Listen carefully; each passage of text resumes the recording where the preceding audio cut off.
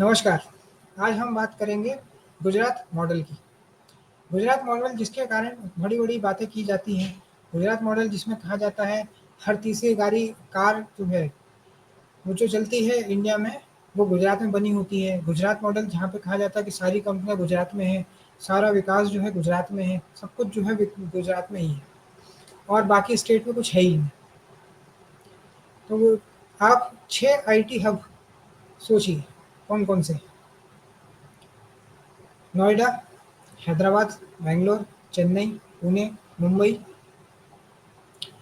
न और सोचिए, कोई भी गुजरात में पड़ा है? आंसर है नहीं। तो यही है, जेपी मॉर्गन, मॉर्गन स्टैनली कहाँ पर है? मुंबई में। माइक्रोसॉफ्ट कहाँ पर है? हैदराबाद में। 3 सबसे बड़े स्टार्टअप हब कौन से हैं? मुंबई, बैंगलोर और दिल्ली एनसीआर। कोई गुजरात की सिटी आई? नहीं है। मुद्रा योजना के भी कोई ऐसे आंकड़े नहीं आए हैं कि सबसे बढ़िया एमएसएमई को सपोर्ट करने वाला गुजरात है या फिर कोई स्टार्टअप खोले गए हैं सबसे ज़्यादा गुजरात में, ऐसा कुछ भी नहीं है। इन्फोसिस भी बेंगलोर से शुरू हुई थी और आप देखेंगे कुछ कितनी भी बड़ी-बड़ी कंपनियाँ हैं, वो कोई भी गुजरात से स्टार्ट नहीं हुई। हाँ, बालाजी वेफर्स से स्टार्ट हुई है, निरमा स्टार्ट हुई है। तो निरमा जो है, वो बंद भी हो गई। उन्होंने हालाँकि डाइवर्सिफ़ाइड कर दिया, लेकिन एक हद से ज़्यादा ये लोग कर नहीं पाते। आप देखेंगे आज के जो आपके पास हाथ में फ़ोन है, वो कौन-सा है? रेडमी है, वन प्लस है, एप्पल है, सैमसंग है, ये कौन कहाँ के फ़ोन हैं? बाहर के हैं।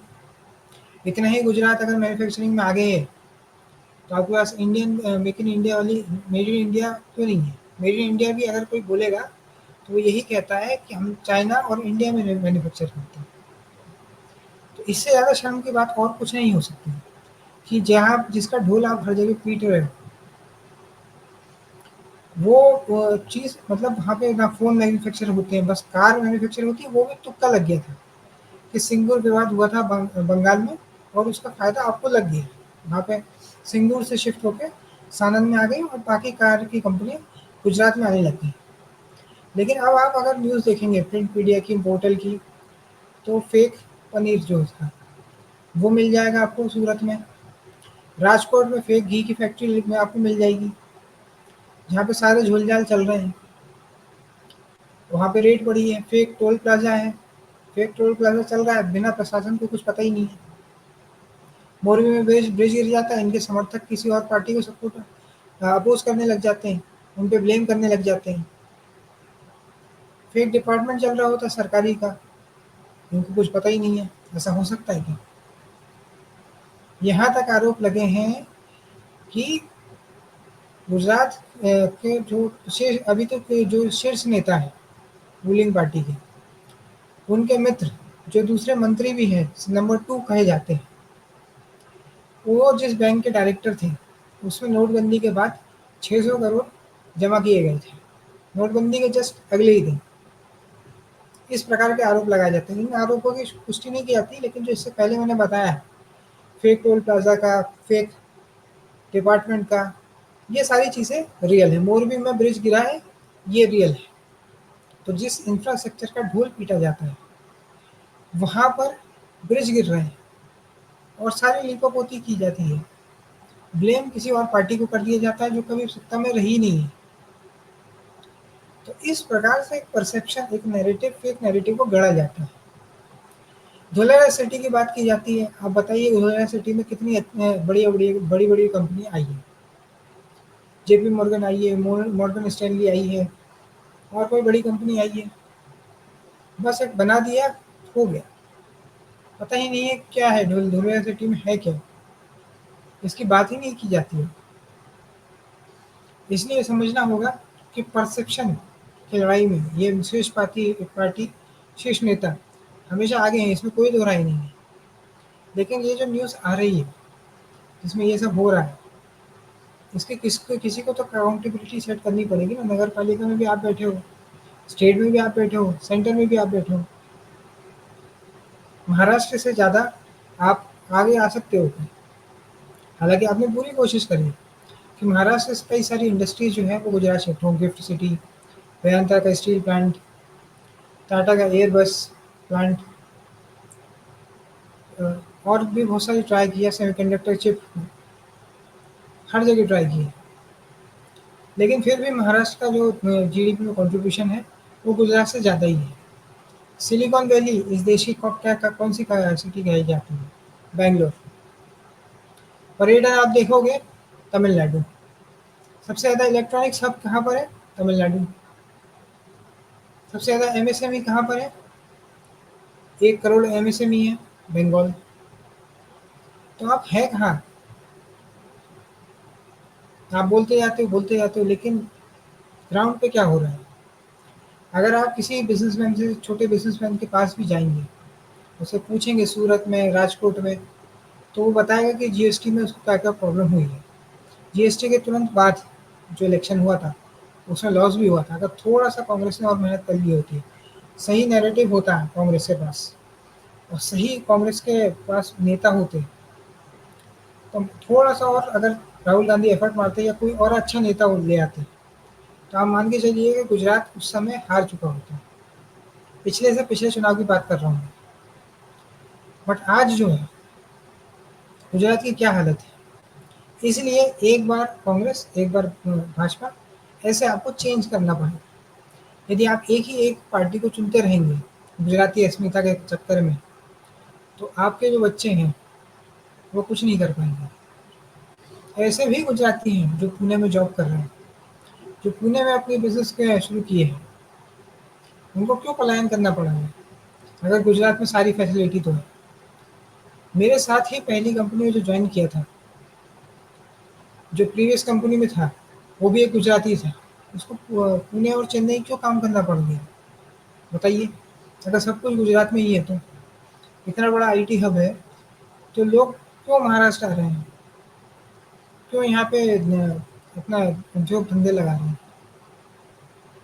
ये समझना होगा कि गुजरात मॉडल जो है, उसमें बहुत सारी चीज़ें अच्छी हुई हैं, लेकिन ये जो कमी है, मोरबी में ब्रिज गिर गया और जो चीज़ें हुई हैं, इस पे फ़ोकस करना ज़रूरी है, क्योंकि सरकार आपकी है तो सवाल भी आपसे पूछा जाएगा। अगर सरकार कांग्रेस की होती, आम आदमी पार्टी की होती, तो प्रश्न उससे पूछा जाता।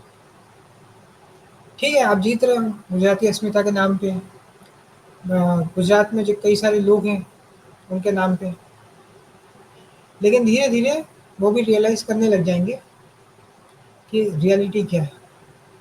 गुजरात में दंगे भी हुए हैं, और ये मैं मज़ाक नहीं कर रहा हूँ।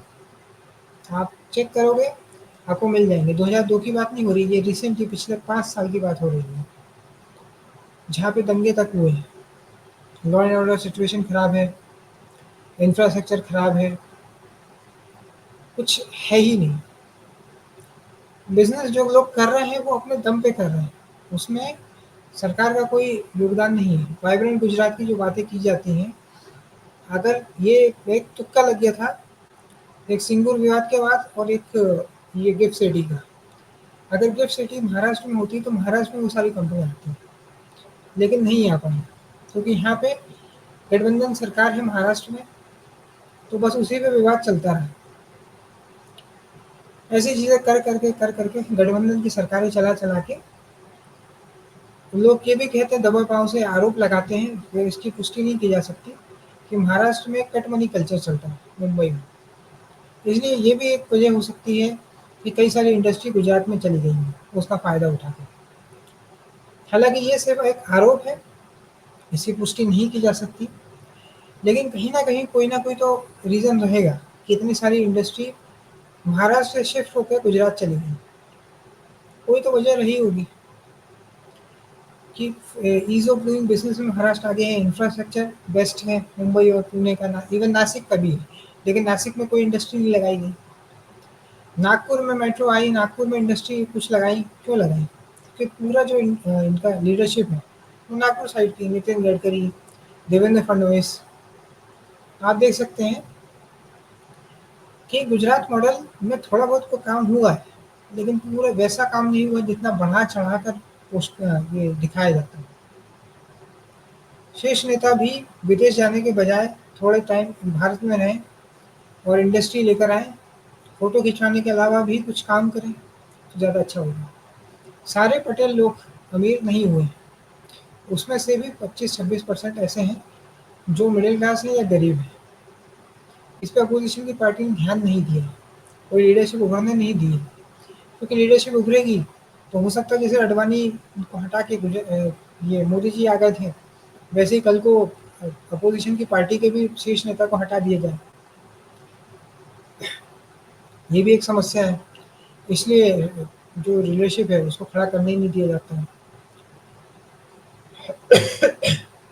और जो पावर में होते हैं, वो एक पपेट सीएम को बिठा देते हैं, ताकि आगे चल के कोई समस्या नहीं हो पाए हमारे लिए।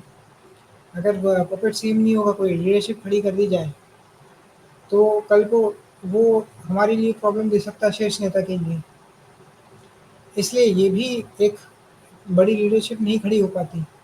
जो हमसे दब के रहे, जो रबर स्टैम्प हो, ऐसी ही लीडरशिप खड़ी की जाती है। पहले आप हरियाणा में भी देख चुके हो, 5-10 साल पहले, झारखंड में भी देख चुके हो, और यही चीज़ अब गुजरात में हो रही है। अगर ये गुजरात में मोरबी में ब्रिज गिरा है, तो कोई तो वजह होगी, अचानक से तो नहीं गिर सकता। अगर इतने सारे लोग, तो जब आपने रेनोवेट किया था, तो कुछ अच्छे कंपनी को देना था। कहीं न कहीं कुछ तो धांधली हुई है, इसलिए वो ब्रिज गिरा था। तो ये सब इतने सारे fake toll plaza, fake department चल रहे हैं, तो बिना राजनीतिक संरक्षण के ये पॉसिबल नहीं है। कुछ ना कुछ तो झोल है। तो आज के इस वीडियो में इतना ही। अगर ये वीडियो आपको पसंद आए तो वीडियो को लाइक करें, शेयर करें और चैनल को सब्सक्राइब करें। धन्यवाद।